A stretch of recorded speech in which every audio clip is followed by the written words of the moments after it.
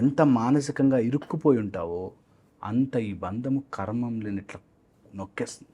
అందుకని be very very careful. ఏ బంధం వచ్చినా కర్మ వల్లే. నిన్ను ఎవడు మోసం చేయాలన్నా ఇట్స్ ఆల్ ప్రీ ప్లాన్డ్. నువ్వు ఎక్కడో ఎప్పుడో ఎవరినో మోసం చేసావు, అది ఇప్పుడు వచ్చింది, అమ్మయ్య అయిపోయింది అని దండం పెట్టి ముందుకెళ్ళిపో.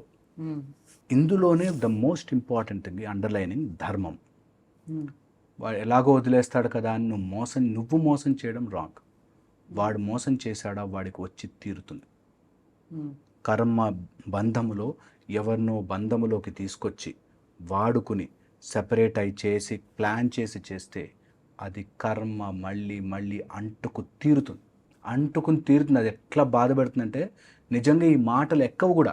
కొంతమందికి డిప్రెషన్ గురించి అంతా బాధపడుతూ అంతా చెప్పినా వాళ్ళకి ఎక్కదు తెలుసా, అసలు ఎక్కదు. ఇంకా మందులు వాడి దాని డిప్రెషన్ ఓసిడి నుంచి అగ్రెషన్ కింద మార్చుకుంటారు. ఎందుకంటే వాడికి ఆ కర్మ తెగాల్సిందే. అంతవరకు నిజంగా వాడికి అర్థం కూడా ఎంత మంచిగా చెప్పినా, అరే డిప్రెషన్ అంటే ఏముండదురా, నువ్వు అనవసరంగా ఆలోచిస్తున్నావురా, బయటకు రారా చెప్పడం ఈజీ. అవన్నీ నా మనసుకు తగిన గాయం నీకు తెలీదు.